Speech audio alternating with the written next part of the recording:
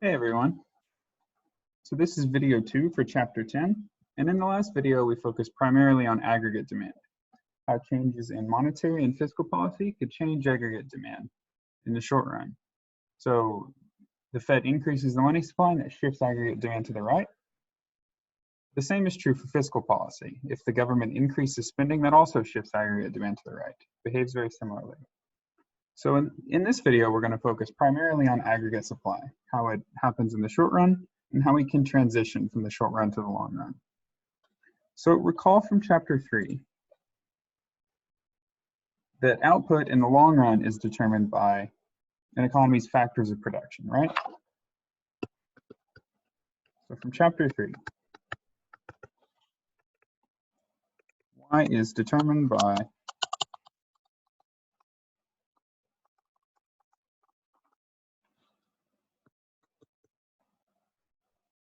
factor supplies and technology.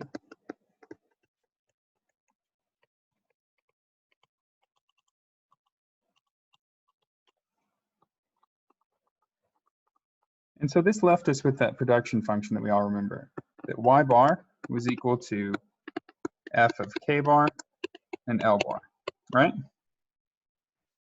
We basically said that output was fixed in the long run because our inputs were fixed, our capital was fixed, and our labor was fixed.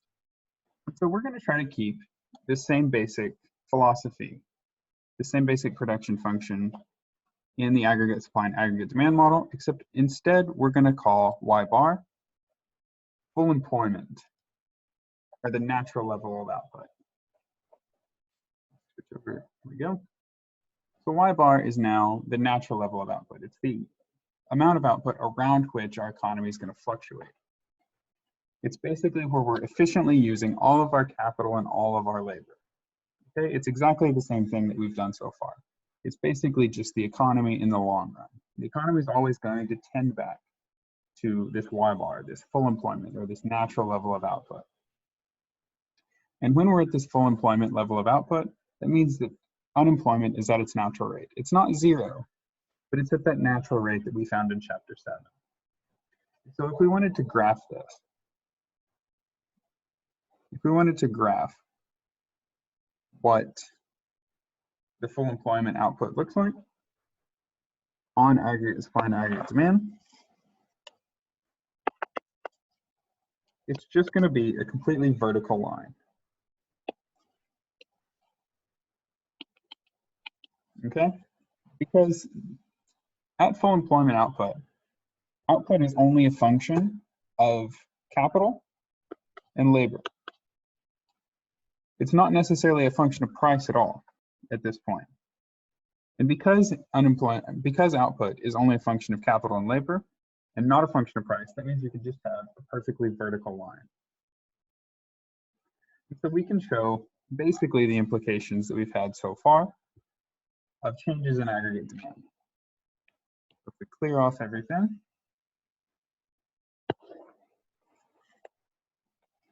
we have our natural level of output. And let's say that we're starting at aggregate demand AD1. And when we're at AD1, we're going to say we're at price level 1. And let's say that for some reason aggregate demand falls. Maybe the Fed decreased the money supply, but the aggregate demand is going to shift to the left to AD2.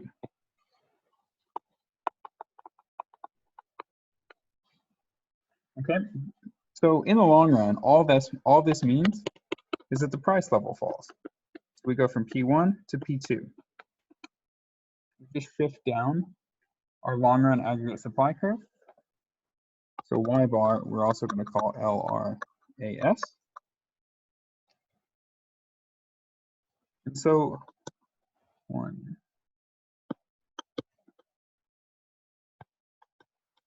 this full on aggregate demand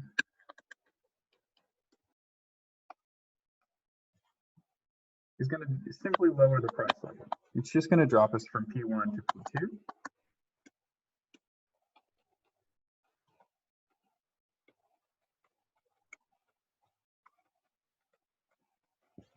But it's not going to change output. Output in the long run is going to always come back to that same long run aggregate supply.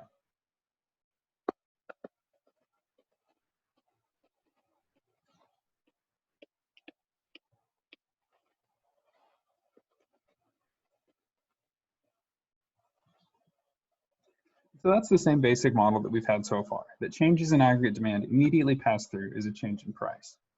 But to get some kind of short-run dynamics, we're going to have to change what the aggregate supply curve looks like.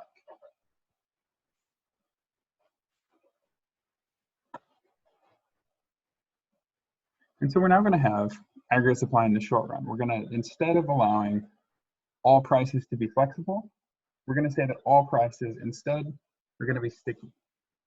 So realistically, this is a big assumption. Realistically, not all prices are sticky in the short run. Most of them are, but not necessarily all of them. But for simplicity, from here through chapter 12, we're going to say that all prices are simply stuck at a predetermined level. We're going to say that they're stuck at something like P bar. And what this means is that firms are going to increase or decrease production to match demand in the short run. Then in the long run, sure, they're going to tend back to that long run aggregate supply, but they're going to try to meet changes in short run demand and try to keep their price level basically constant. And what this means for a short run aggregate supply curve, it means that our short run aggregate supply curve is going to be perfectly horizontal. So instead of having a perfectly vertical long run aggregate supply curve, we're going to have essentially the opposite. We're going to have a perfectly horizontal short run aggregate supply curve.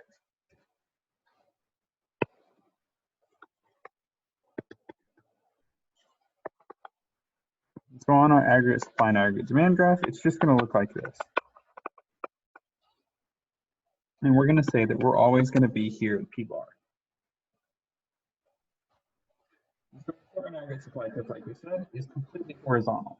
The price level is going to be fixed at that predetermined level, and firms are going to sell exactly as much as demanders want. So if we keep that same example where aggregate demand shifts, it's going to have fairly significantly different results.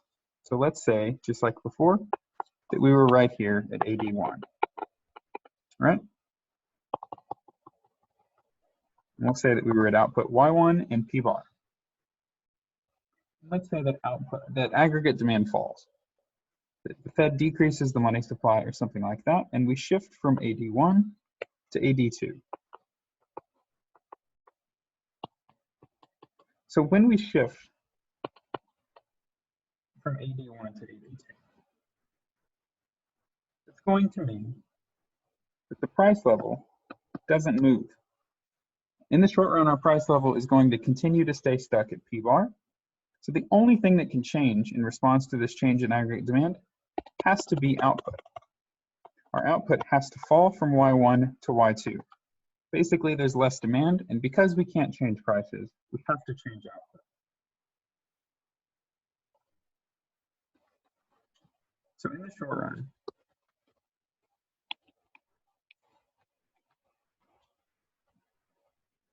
all in aggregate demand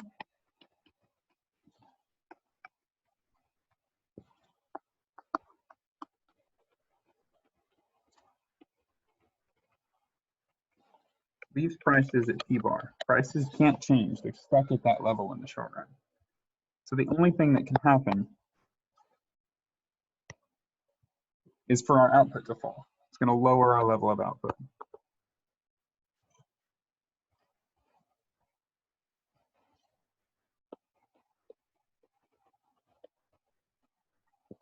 So our output is going to fall from P1 to P2. And so what this means is that we're going to have some kind of transition from the short run to the long run. Basically, over time, prices are going to slowly become more flexible, and firms are going to be allowed to change prices. And so firms are going to want to converge back to that long run aggregate supply curve. Now, how are they going to do that? Basically, they're going to gradually change prices. And so if our short run equilibrium Y is greater than our long run equilibrium Y bar, then over time, as we transition from the short run to the long run, the price level is slowly going to rise. As firms can start to change their prices, they're going to start to increase prices. They want to get back to that natural level of output. So prices are going to rise, and that's going to bring us back to our long run aggregate supply.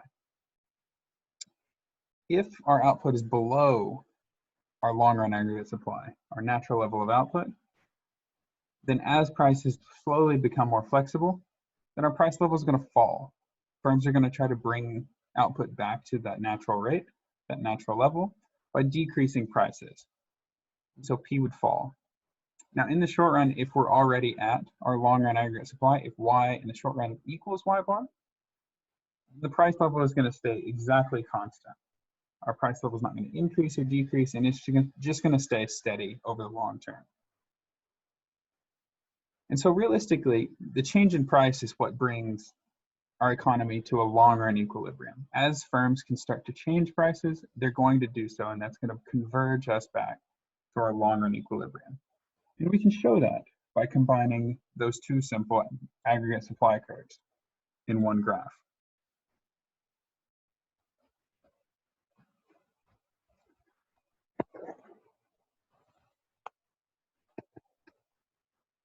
And so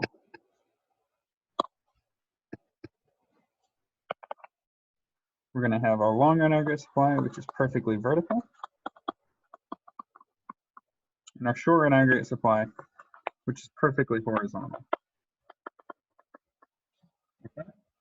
And we're going to say that we start pretty much in equilibrium.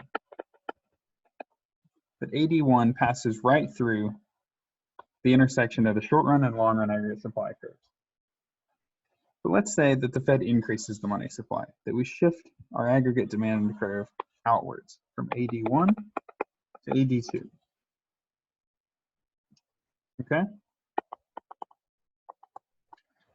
What this means is that because prices are stuck in the short run, our output is going to slowly rise. It's going to shift along this short run aggregate supply curve to this short run equilibrium. So let's say initially we were at point A, right at this intersection right here. In the short run, we're going to simply converge out to point B. Firms are going to produce more because their prices are stuck in the short run. But as we transition back to the long run, firms are going to start to try to raise prices to get back to long run aggregate supply. And so once we're out here at point B, we're going to converge up the aggregate demand curve back to long run aggregate supply. Back up here to point C. So if we have, in this aggregate supply and aggregate demand model, if we have a rise in aggregate demand,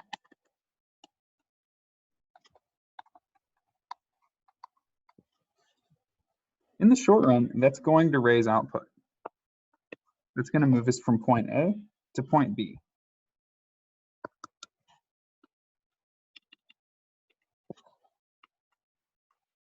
So it's going to increase our output in the short run.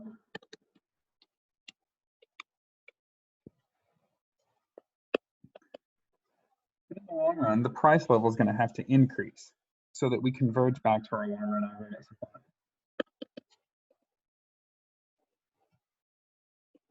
In the long run,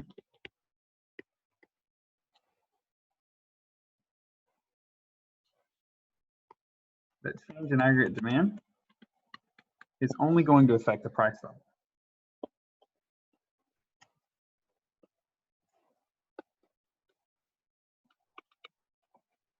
So simply to keep this straight, in the short run, aggregate demand only influences output.